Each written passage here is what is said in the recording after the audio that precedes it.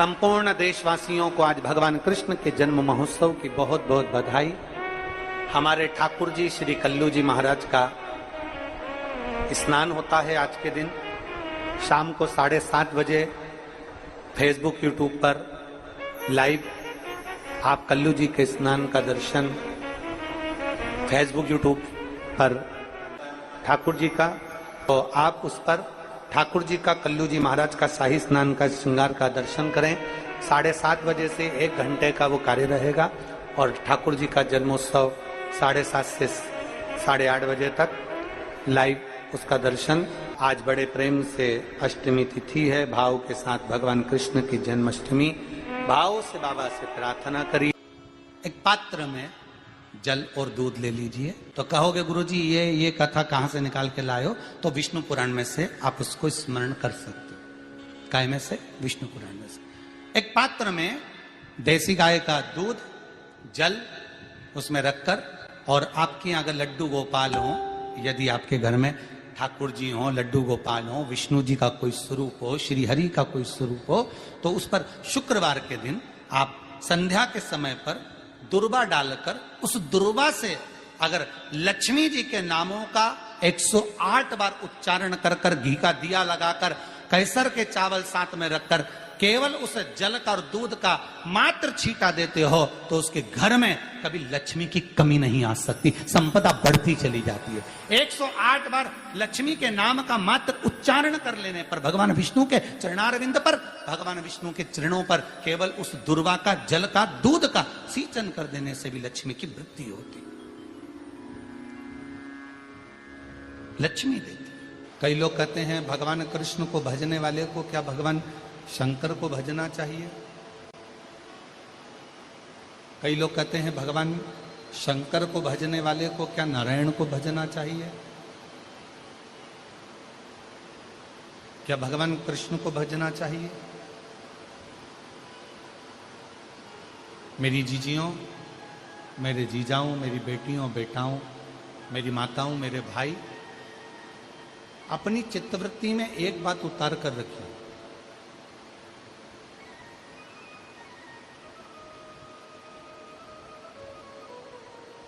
कि नारायण भगवान शिव के बिना अधूरे हैं, शिव नारायण के बिना अधूरे हैं, राम जी शिव के बिना अधूरे हैं, शिव जी राम के बिना अधूरे हैं, भगवान कृष्ण शिव के बिना अधूरे हैं और भगवान शिव कृष्ण के बिना अधूरे।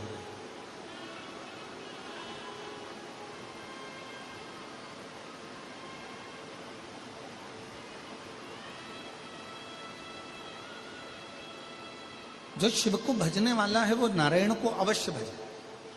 और शिव महापुराण की कथा कहती है जो नारायण को भजने वाले हैं, राम राम कहने वाले हैं, कृष्ण कृष्ण कहने वाले हैं, श्रीमन नारायण बोलने वाले हैं, भगवान नारायण का भजन करने वाले हैं, नारायण की स्तुति में डूबने वाले हैं, भगवान नारायण का मंत्र जाप करने वाले हैं, उनको शिव का नाम अवश्य ग्रहण करना चाहिए।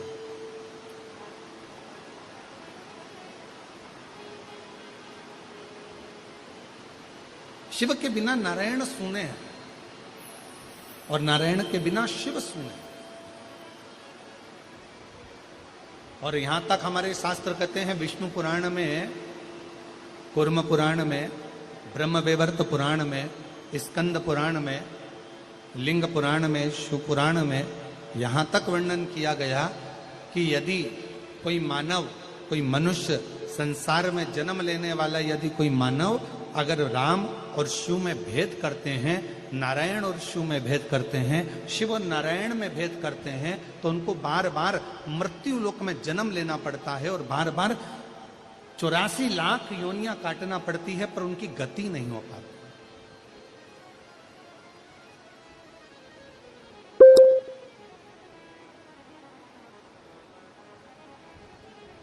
शिव और नारायण में कोई भेद नहीं है। जरा विचार करिए, तिरुमाला में विराजमान मेरे वेंकटेश भगवान,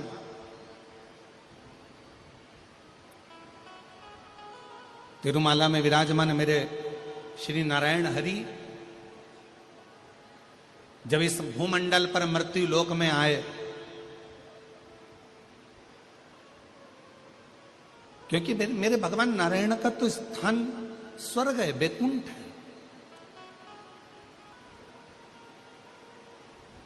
ब्रह्मा जी ब्रह्मलोक में हैं, भगवान विष्णु बैकुंठ लोक में हैं, और मेरे भगवान शंकर मृत्यु लोक में।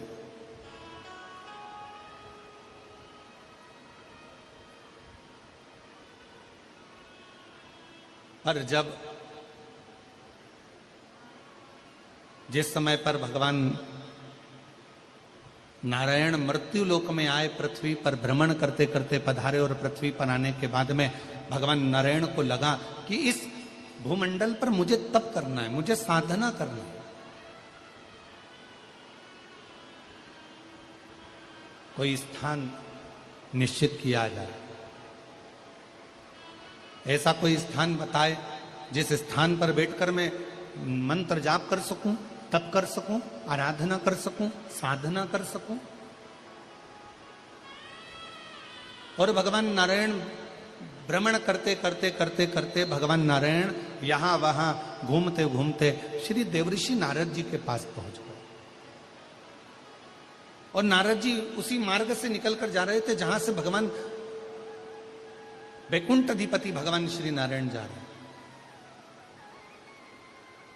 देवऋषि नारद वहां से निकलते निकलते जा रहे हैं। नारायण श्रीमन नारायण, नारायण श्रीमन नारायण, नारायण श्रीमन नारायण, नारायण श्रीमन नारायण। लक्ष्मी नारायण सत्यनारायण, नारायण हरि नारायण। लक्ष्मी नारायण सत्यनारायण, नारायण हरि नारायण। लक्ष्मी नारायण सत्यनारायण, नारायण हरि नारायण। वैकुंठ लोक भगवान नारायण का, ब्रह्मलोक ब्रह्मा जी का, और मृत्यु लोक तो भगवान शिव जी का। अगर मृत्यु लोक पर कहीं तप करना है, मृत्यु लोक पर अगर कहीं तप साधना करना है, तो भगवान शंकर जी से पूछना पड़ेगा। तब भगवान नारायण स्वयं शिव जी से कहते हैं कि भगवान भोलेनाथ जी आप बताओ कि मैं मृत्यु लोक में कहां तप करूं। तो कहा एक काम करो, इस तिरुमाला पर बैठकर आप तप करिए, और कपिलेश्वर महादेव के रूप में बैठकर मैं आपकी रक्षा करूंगा।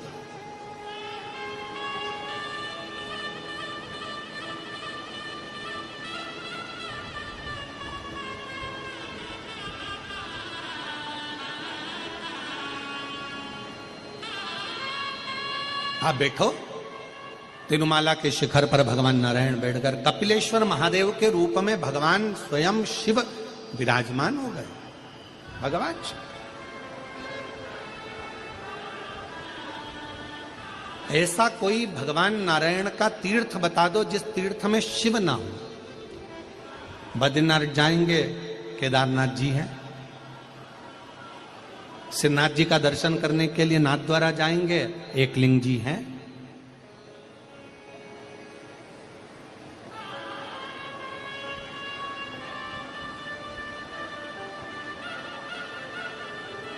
जगन्नाथ जी जाएंगे, महाबलेश्वर है। ऐसा कोई तीर्थ, द्वारका जी जाएंगे, नागेश्वर सोमनाथ जी हैं।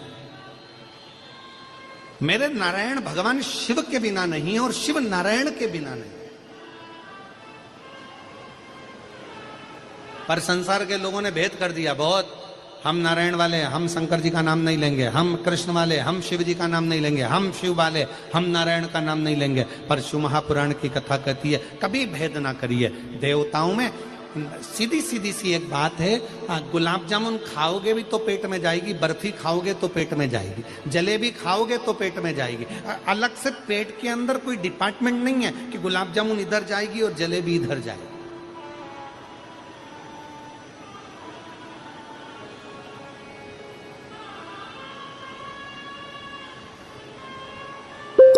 तुम्हारा मन पड़े राम कहो, तुम्हारा मन पड़े कृष्ण कहो, तुम्हारा मन पड़े शिव कहो, तुम्हारा मन पड़े दत्त कहो, तुम्हारा मन पड़े, तुम जिसका भजन करते हो, जिसका स्मरण करते हो उसको भजो।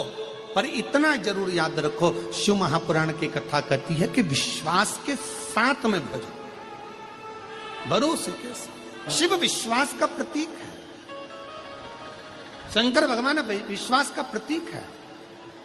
अगर राम जी की भी आराधना करना है तो शिव रूपी विश्वास का होना जरूरी है। और अगर भगवान कृष्ण की आराधना कर रहे हो तो शिव रूपी विश्वास का होना जरूरी है।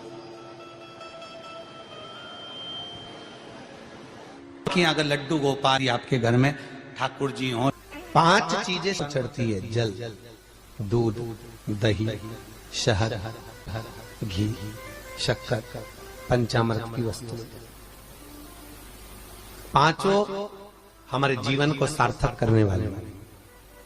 दूध भक्ति का प्रतिबिंब है। हमारे घर से रोग, बीमारी, तकलीफ को दूध चढ़ाते ही वो रोग बीमारी समाप्त होने लगती। दही, हमारे परिवार अगर टूट रहा है, हमारा परिवार अगर टूटने की कतार पर है, 2 बेटे 3 बेटे वो भी आपस में झगड़ रहे हैं, माता पिता आपस में झगड़ रहे हैं, बेटे बहुएं आपस में झगड़ रहे हैं, तो दही शिव को जो चढ़ाया जाता है ये परिवार को जोड़ने का काम करता है। शहद ये व्यक्ति के जीवन को, समृद्धि को बढ़ाने का प्रयास करता है। घृत, घी, हमारे घर में किसी की चिड़चिड़ वृत्ति हो तो उसको समाप्त करने का कार्य करता है। शक्कर, मिष्ठान, ये इसलिए चढ़ाया जाता है, हमारी जिंदगी में ना जाने कितनी रुकावटें आएंगी, पर मिष्ठान की तरह वो जीवन हमारा सार्थक होता चले जाए। चमृत, पंचामृत और चरणामृत दोनों को लेने का तरीका भी अलग अलग है। आप लोग लेते हैं, कभी मंदिर जाते हैं, पंचामृत चरणामृत, सत्यनारायण की कथा करवाओ, देवी जी के मंदिर में चौकी करवाओ, कुछ भी पूजन पाठ होती है तो चरणामृत और पंचामृत दोनों मिलता है। आप लोग लेते होंगे। जब पंचामृत दिया जाता है तो लेने वाले को भी सोचना चाहिए कि किस तरह से लेना है। जब पंचामृत दूध, दही, शहद, घी, शक्कर जो मिला हुआ रहता है, उसको जब हम लेते हैं तो उसको लेने के बाद में अपने हाथ को हम हृदय से लगाते हैं। किस चीज को लेने के बाद? जम के बोलो, पंचामृत। चरणामृत नहीं, पंचामृत लेने के बाद हाथ को हम हृदय से लगाते हैं। और चरणामृत अर्थात किसी मंदिर में गए, तुलसी जी पड़ी हुई है जल के अंदर और वो पंचपात्र में जल जो रखा हुआ है वो चरणामृत है। उस चरणामृत को जब हम लेते हैं तो उस जल को लेने के बाद में हम अपने हाथ को हृदय से नहीं लगाकर अपने मस्तक से लगाते हैं। उसका कारण क्या है? उसका केवल एक कारण है कि पंचामृत लेने के बाद हमने जो हाथ को हृदय से लगाया, उसका कारण केवल इतना सा है कि भगवान के स्नान की झांकी का दर्शन हमारे हृदय में बैठ जाए। और चरणामृत लेने के बाद जो हमने हाथ को सिर पर लगाया, उसका कारण केवल इतना सा है कि भगवान के चरणारविंद का जल जब हमारे मस्तक पर चढ़ेगा तो हम जैसे पापियों का भी उद्धार अपने आप हो जाए। दोनों को लेने का तरीका। और प्रसाद, कई लोग क्या करते हैं, प्रसाद लेने के बाद हाथ सिर पे रखते हैं। नहीं नहीं नहीं, गलत। बहुत ध्यान देना साहब, बहुत सी चीजें हम अपनी जिंदगी में बहुत गलत करते हैं और फिर भगवान से ये विचार करते हैं कि भगवान हमारा कल्याण क्यों नहीं कर रहा, क्योंकि हम गलत कर रहे हैं,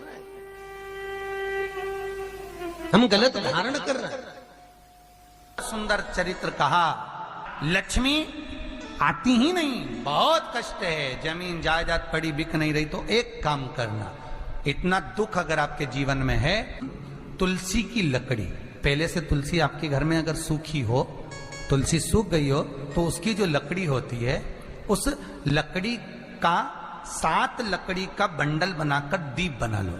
लकड़ी का दीप मतलब लकड़ी पतली पतली डालियों को लेकर कच्चे सूत से उसको बांध दो और बांधकर घी में डुबक दो।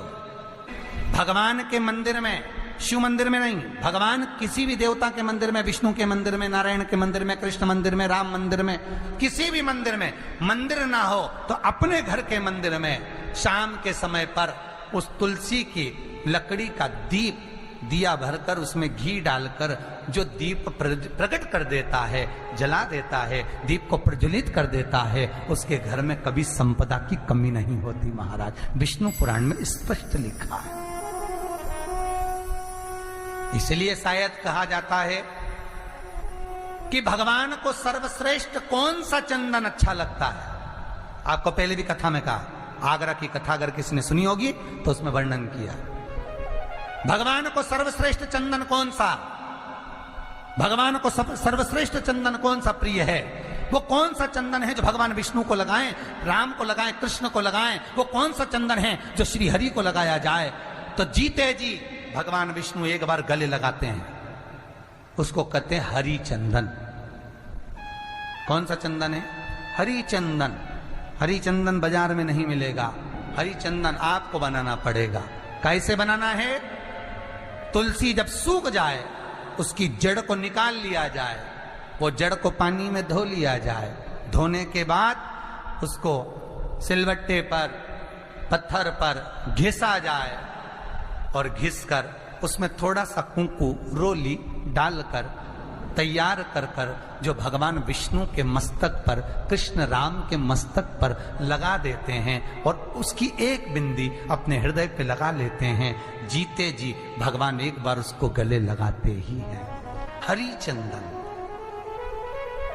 प्रियता।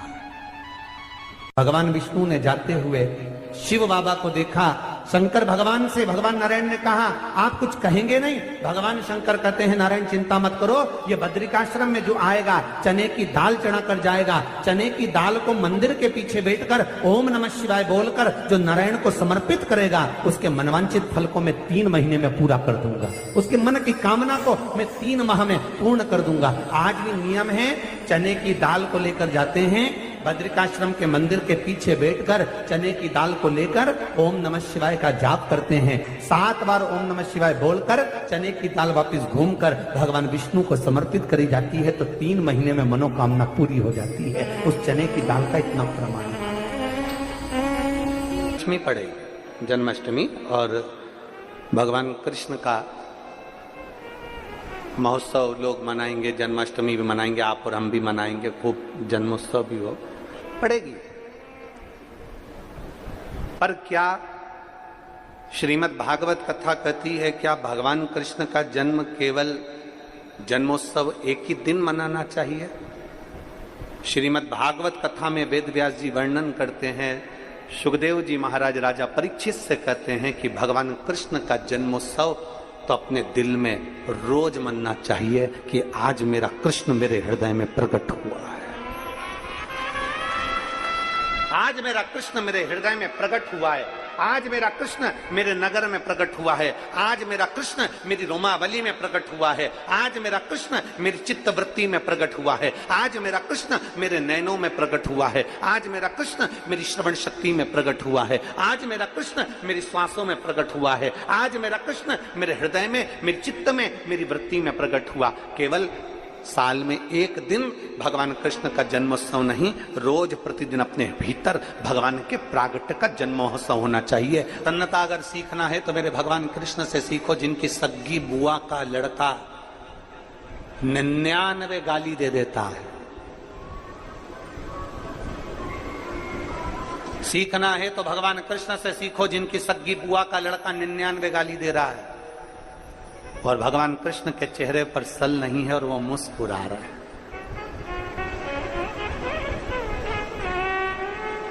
केवल भगवान कृष्ण का जन्म उत्सव मनाना ही मूल नहीं है, भगवान कृष्ण की लीला को, भगवान कृष्ण ने जो गीता में कहा उन शब्दों को, भगवान कृष्ण ने जो ज्ञान दिया उन ज्ञान को अपने भीतर उतारना है। 99 गाली भगवान कृष्ण के बुआ के लड़के ने दे दी और भगवान कृष्ण के चेहरे पर सल नहीं था, मुस्कुरा रहे थे और 100 गाली पूरी हुई और उस बुआ के लड़के का सिर कट जाता है। भगवान कृष्ण की कथा कहती है, दुनिया के लोगों को गालियां देने दो, ताने कसने दो, अपशब्द कहने दो, तुम अपने चेहरे की स्माइल खत्म मत होने देना। जैसे मेरी बुआ के लड़के का सिर कटा एक दिन उसका भी कट जाएगा। भाग्य अपने कर्म का लेख अपने को स्वयं काटना है। राम जी का दुख स्वयं राम जी को काटना पड़ा, भगवान कृष्ण का दुख भगवान कृष्ण को काटना पड़ा। संसार में जरा विचार करिए कि कितना कितना संसार में दुख आया। मेरे राम जी, मेरे भगवान कृष्ण का भी नियम था, शिव की आराधना करे बिगर मेरे भगवान कृष्ण भी जल को ग्रहण नहीं करे। शिव आराधना मूल है, शिव आराधना।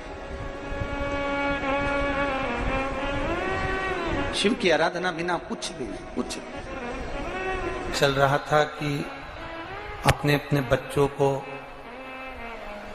भगवान कृष्ण का जन्मदिन है, भगवान कृष्ण का जन्मोत्सव है, तो अपने अपने बच्चों को भगवान कृष्ण की ड्रेस पहना। आज एक मैसेज चल रहा था, आज एक मैसेज चल रहा था कि अपने अपने बच्चों को भगवान कृष्ण की ड्रेस पहना। पर हमारा तो इतना कहना है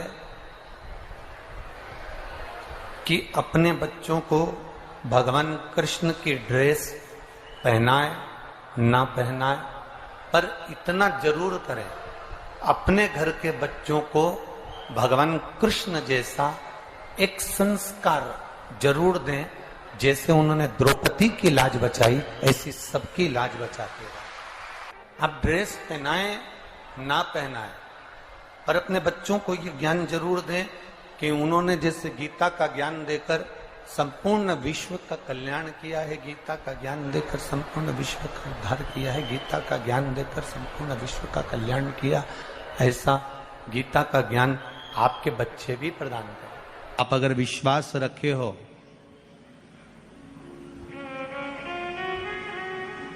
सफेद आंकड़े की जड़,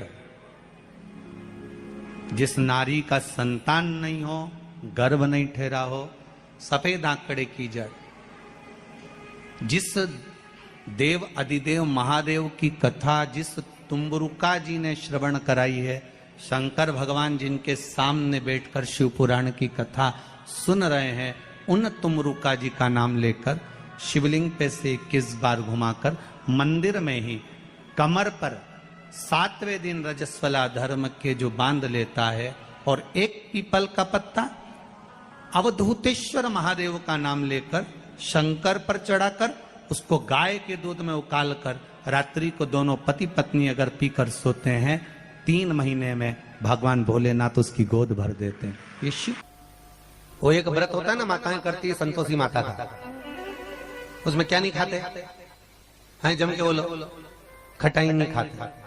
अच्छा ईमानदारी से बोलो, तुम 16 सोमवार शुक्रवार करे तुमने संतोषी माता के, तुमने 10 शुक्रवार करे संतोषी माता के, और संतोषी माता ने तुम्हारी नहीं सुनी तो तुम जगत में कहोगी बताओ माता जी के हमने तो व्रत करे और माता जी ने हमारी नहीं सुनी। पर तुमने व्रत करे तो करे कैसे? तुमने धारण तो करा कि शुक्रवार को खट्टा नहीं खाना है, पर संतोषी माता के व्रतों को तुमने अच्छे से धारण नहीं करा। तुमने उसमें पढ़ा कि खट्टा मत खाओ, पर संतोषी माता के व्रत को अगर अच्छे से धारण करोगी, गणेश जी की बेटी है संतोषी,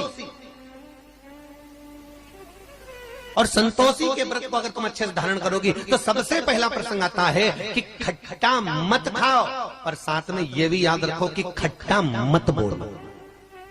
अब मालूम पड़े शुक्रवार का व्रत रख लिया, खट्टा नहीं खाऊंगी, खट्टा नहीं खाऊंगी, और सबसे झगड़ा करती फिर रही, जरा जरा सी बात में लड़ रही, जरा जरा सी बात में खट्टा बोल रही, तो व्रत लगेगा।